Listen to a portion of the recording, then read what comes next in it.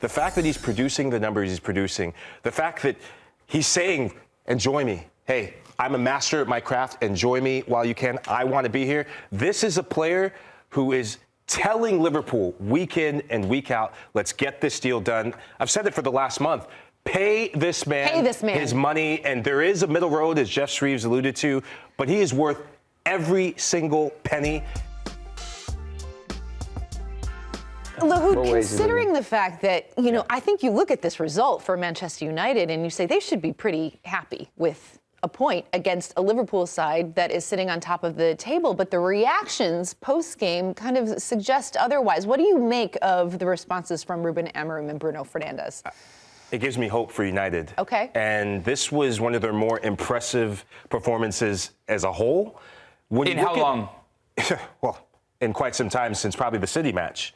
When you look at how this match unfolded, I look at the big difference between what we saw against Newcastle, which was abysmal. That was one of the more rock-bottom moments for United this season, the fact that it happened at home. The biggest change that I saw was there was a lot more focus and there was even more bite. When you're seeing the likes of Mainoo and Kobbie Mainoo, that partnership, that's the best match Kobbie Mainoo's played for United this season. Him and Ugarte, they are the midfield of the future. There were tackles, second ball situations. They were swarming Liverpool's midfield, and they were the better team in the first half. Yeah, and they had the better of the chances. They should have been up a goal. Apart from the Alexis McAllister, Cody Gakpo had a chance, but United controlled the match. They slowed it down. They really snuffed out Mohamed Salah. We didn't hear much of him. And I just thought that you've got to see the gulf in class that United have with Bruno Fernandes and versus the side that's without him. And it's all between the ears with this group. What frustrates me, though, and United should be frustrated, is they let a massive statement win, a statement opportunity slip. And that is the progression, the next step in putting teams away like Liverpool. This is one of the worst games Liverpool played this season. And Suze, you're a Liverpool fan. You came in and you were saying... Their first half, they were flat. Yeah. I mean, but we've seen this before. We've seen Liverpool have traditionally this season seemed to be a second half team. And I was really impressed. I have to give credit where credit is due. Manchester United came out first half and second half just really firing on all cylinders. And Liverpool didn't really have much of a response. I thought the second half they kind of found their way a little bit more. Yeah, but it was interesting, though, because in Manchester United's best moment, Liverpool found the goal. Yeah. And then 10 minutes later, they managed to turn it around. And then we were talking about Liverpool potentially sneaking away with a win here. Manchester United, you do got to give them credit. They met the moment with the intensity that the moment needed. That's without a shadow of a doubt. But these Liverpool and Manchester United matches are always fire. And I know that they are in very different spots at the table right now, but it is still a heated rivalry. You got to understand that you go into a heated rivalry like this, and most of the time, context shouldn't matter because you expect a team like Manchester United to meet the moment that they did. Yes, there's been these one-offs where United lost 7-0. There was a one-off where United lost 5-0. But here specifically at Anfield, we're talking about Manchester United coming from almost rock bottom since Fergie retired, right? Yeah. And Manchester United said, you know what, from a pride perspective, they showed up. And that's what you want. That's number one. They should, and they understand that they should show up every single It also feels game. like they're finally clicking in the sense of how Ruben Amorim wants them, intensity-wise, to play. Kobbie Mainoo was on fire this game. Yeah. He was sliding into tackles. He was winning balls. He was winning back possession. He was causing havoc when Liverpool were trying to attack. Clearly, Liverpool are of a class that they're going to find ways forward. On the inverse, if I'm Liverpool, I'm a little worried from what I saw from Trent Alexander-Arnold. He made Diogo Dalot look like Neymar, prime Neymar. This is ridiculous. This guy was running past him. And for me, I'm wondering, what is it? Is it simply that his head was turned by, maybe the conversation around Real Madrid and clearly, a bid coming in? Or was it simply his head just wasn't in the game at all? And you could tell it was affecting the back line. Virgil van Dijk in particular, having him in the midfield to start, you deter all of that. You need him to sneak into that midfield and become that overload number. That's where you really see the magic come out. When you ask him to defend, it's never been this bad. At least I can't remember a time when it was this bad. This was generationally bad. And I think you need to give United credit for exposing that. Yeah. they asked Arne Slot after the game, and I understand that he's trying to protect his players, but tactically, I think he also made a good point. Gravenberch was unbelievable, but he did call him out. Like Arne, these are Arne Slot's words, and when I had heard of that, I left after the 90 minutes thinking, Gravenberch played an unbelievable game, but then he was like, Gravenberch wasn't helping Trent out so much. He was often caught in a 2v1. You look at the goal, the first one that Liverpool concedes. If you just look at Trent, it's awful. Yes, I think there's a component of United trying to expose Trent. But there's also a component of Trent just distracted, out of it. His mind elsewhere. It was embarrassing and unacceptable the way that he defended that first goal. So we talk about Trent, and there's things that we can talk about, tactics with players. And look, I've been there as a player where your mind is elsewhere, whether it be contracts, whether it be stuff happening off the field.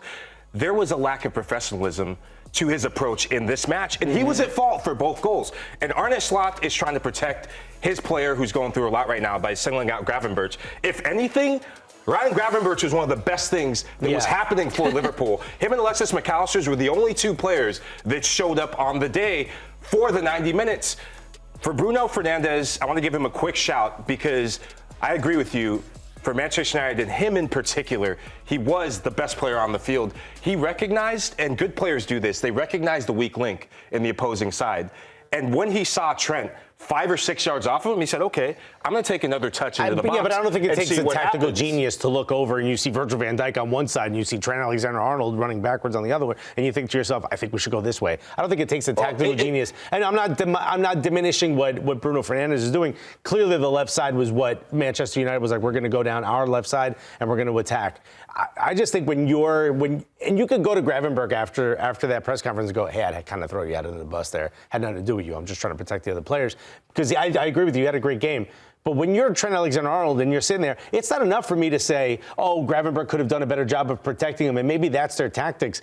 We're talking about Diego Dallo. We're talking about a right back. We're not talking about Dortmund Aubameyang. You know what I mean? He should not be getting past you at that rate. That should be a pretty even competition there, and it was not in any way, shape, or form.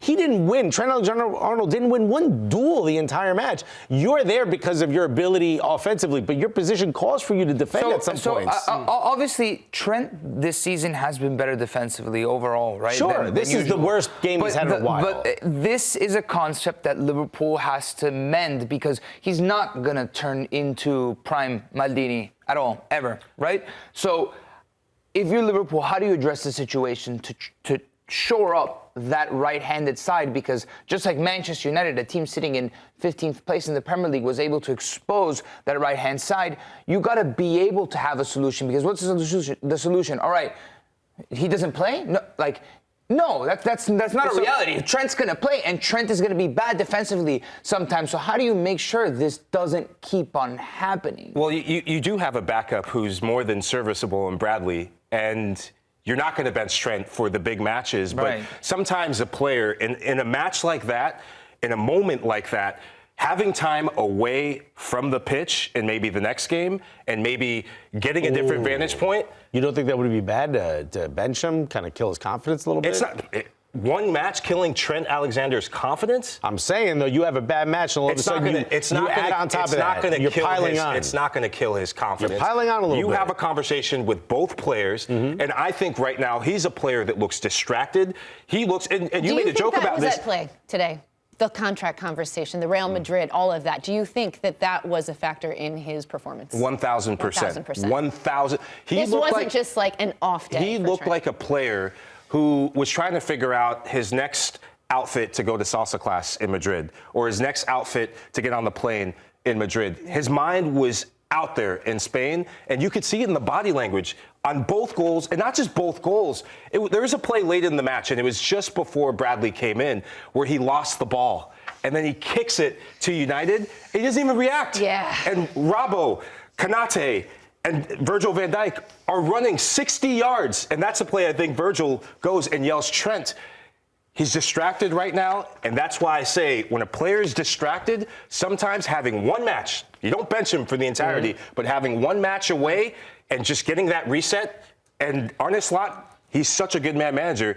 This is his time where if Liverpool are going to win the league, This is the key issue that you have to solve for. And I think Bradley, get him in there, get him back in the fold because he's more than serviceable. Mind you, there's about 10 days Yeah. before the next match. So there's a little bit of time to have this conversation before you have to remove him from the lineup or from the start. It was a very inopportune time for him to have his worst match. Right?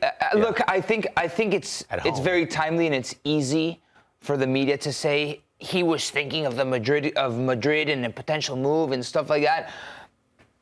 There's a lot of guys at Liverpool that are dealing with contract situations. True. It's the person who knows that whether Madrid got in his head is Trent and only Trent. We don't know. I can't think for Trent, right? But it was just very untimely that the first game after Madrid sent the bid. Yeah.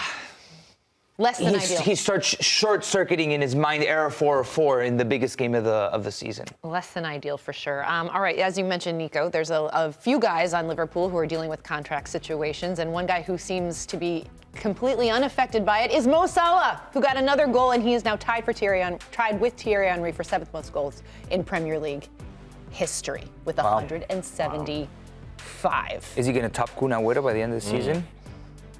Why not? He's basically got half a season to go. Why not?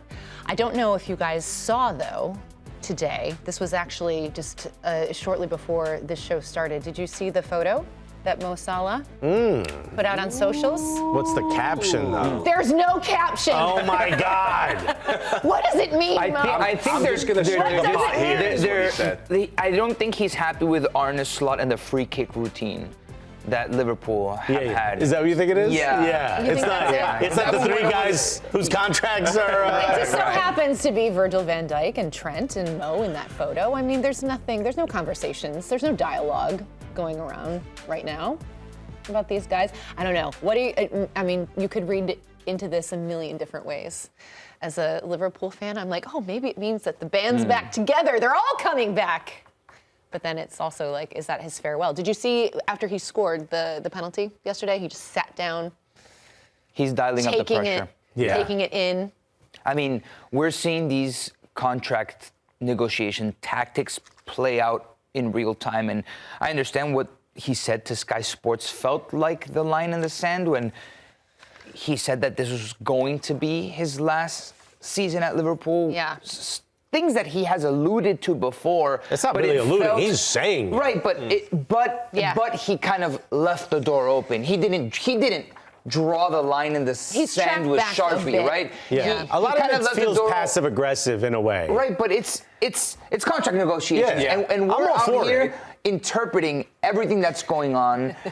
There's no And he's progress. adding fuel to the fire. Right. Yeah. He's dialing up the pressure. It's not really hard to interpret. This is my last year at the club. I mean, that's a straight up. Yeah, but what if he You can comes tell back? the difference between someone who wants to be Don't at this interpret club it. and someone who is dialing up the pressure, as you say, and Yeah. knocking and banging at the door saying, hey, I want to be here, and versus someone who might have their mind elsewhere and becoming distracted. The fact that he's producing the numbers he's producing, the fact that he's saying, enjoy me. Hey, I'm a master at my craft. Enjoy me while you can. I want to be here. This is a player who is telling Liverpool week in and week out, let's get this deal done. I've said it for the last month.